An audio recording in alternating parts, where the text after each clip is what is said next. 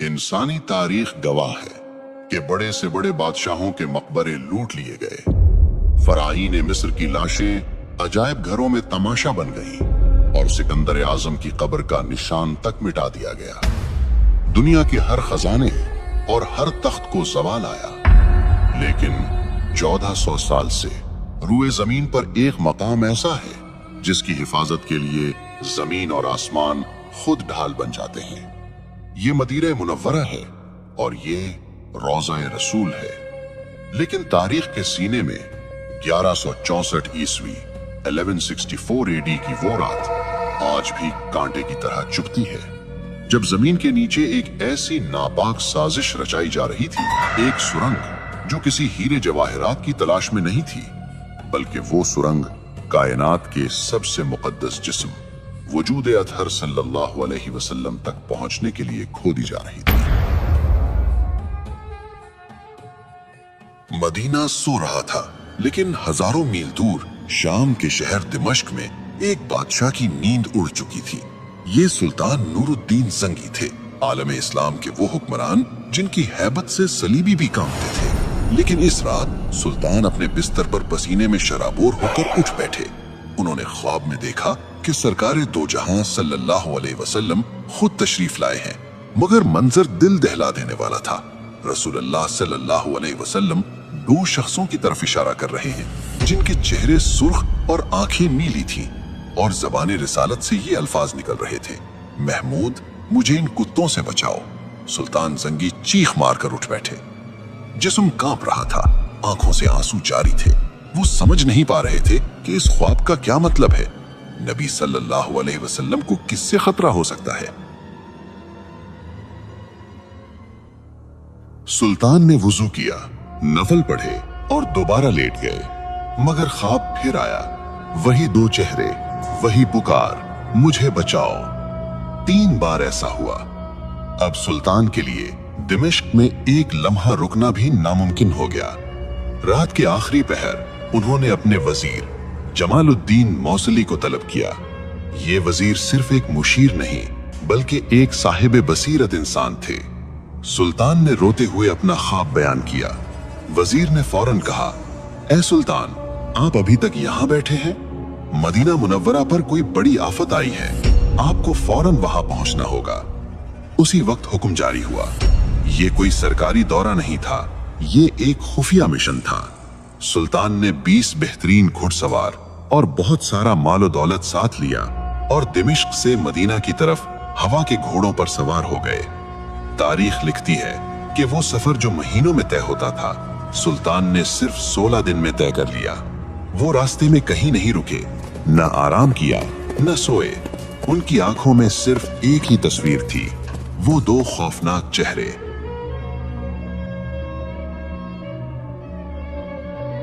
जब सुल्तान मदीना पहुंचे तो शहर की फिजा सोगवार थी। सुल्तान ने सीधा मस्जिद नबवी का रुख किया। रोज़ा रसूल सल्लल्लाहु अलैहि वसल्लम पर हाजिरी दी। आंसुओं का सैलाब था जो रुक नहीं रहा था। लोग हैरान थे कि शाम का बादशाह अचानक यहाँ कैसे? सुल्तान ने अपने वजीर से कहा, मैं किसी को बता नहीं सकता कि मैं क्यों आया हूँ। मुझे वो 2 चेहरे तलाश करने हैं। एक मंसूबा बनाया गया। ऐलान किया गया कि सुल्तान मदीना के तमाम शहरियों को अपने हाथ से तहाइफ और सदकात देना चाहते हैं। मकसद ये था कि मदीना का हर एक शख्स सुल्तान के सामने से गुजरे। अगले दिन मस्जिद नबवी में हुजूम लग गया। शहर का हर बूढ़ा, बच्चा और जवान कतार में खड़ा था। सुल्तान हर चेहरे को गौर से देखते और फिर मायूसी से नजर हटा लेते। घंटे गुजरते गए, लोग आते गए, तहाइफ लेते गए, मगर वो 2 चेहरे कहीं नजर नहीं आए। खजाना खाली हो गया, मगर सुल्तान की तलाश अधूरी थी। वो परेशान थे कि कहीं ख्वाब महज वहम तो नहीं था, मगर दिल गवाही दे रहा था कि खतरा अभी टला नहीं है। सुल्तान ने मदीना के गवर्नर से पूछा, क्या कोई ऐसा शख्स बाकी है जो मुझसे मिलने ना आया हो? गवर्नर ने सोचा और जवाब दिया, नहीं सुल्तान, सब आ चुके हैं, सिवाय 2 मगरबी यानी मोरक्कन ज़ायरीन के। वो बहुत नेक और मुत्तकी लोग हैं, वो किसी से कुछ नहीं लेते, बल्कि खुद खैरात करते हैं। ये सुनते ही सुल्तान नूरुद्दीन जंगी की आंखों में एक चमक आ गई। उनका दिल जोर से धड़का। उन्होंने हुक्म दिया, इन्हें फौरन मेरे पास लाओ। गवर्नर ने कहा, वो तो रोज़ा रसूल सल्लल्लाहु अलैहि वसल्लम के करीब एक मकान में रहते हैं और दिन रात इबादत में मशगूल रहते हैं। सुल्तान ने कहा, तो हम खुद उनके पास जाएंगे।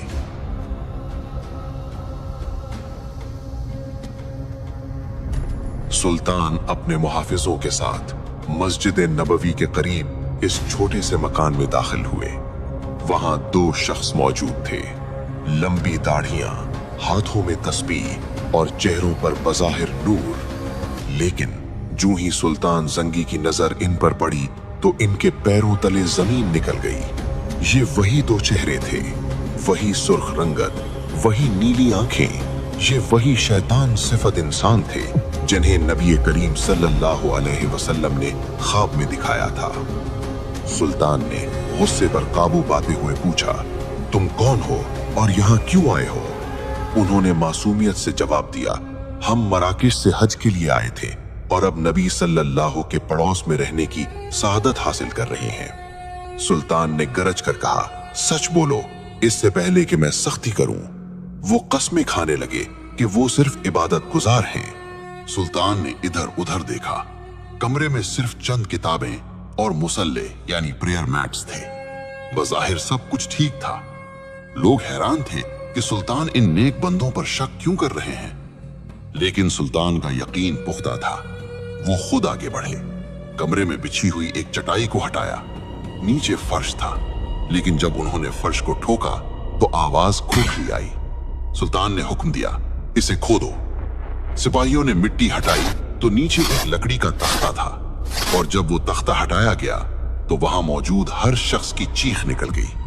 नीचे एक गहरी और अंधेरी सुरंग थी। ये सुरंग उस कमरे से शुरू होकर सीधी रोज़े अतहर की दीवारों की तरफ जा रही थी। सिर्फ चंद गज का फासला रह गया था।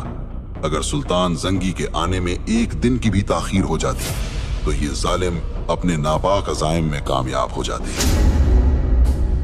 अब वो दोनों कांप रहे थे। सुल्तान की तलवार उनके सर पर थी। उन्होंने सब सच उगल दिया।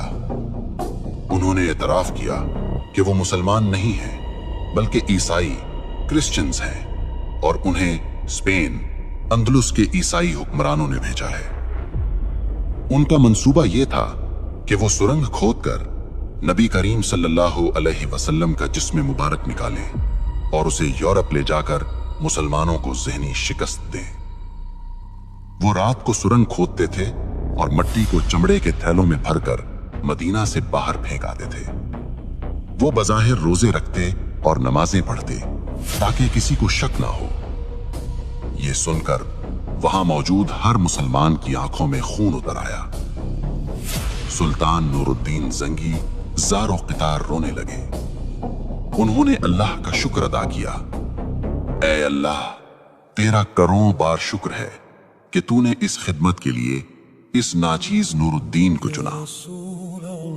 अगली सुबह मदीना की तारीख का एक इबरतनाक दिन था।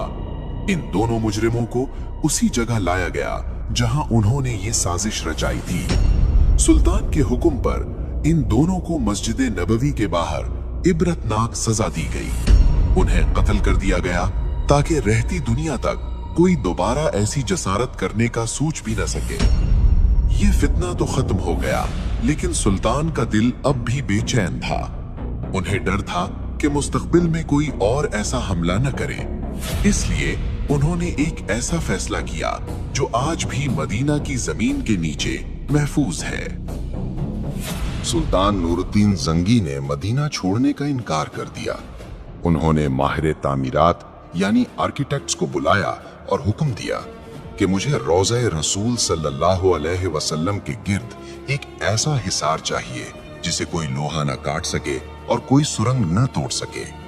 फैसला हुआ कि सीसा पिलाई हुई दीवार बनाई जाएगी। कब्र अनवर के चारों तरफ गहरी खंदक खोदी गई। तारीख बताती है कि यह खंदक इतनी गहरी थी कि पानी की सतह यानी वाटर लेवल तक पहुंच गई। फिर इस खंदक में पिघला हुआ सीसा डाला गया।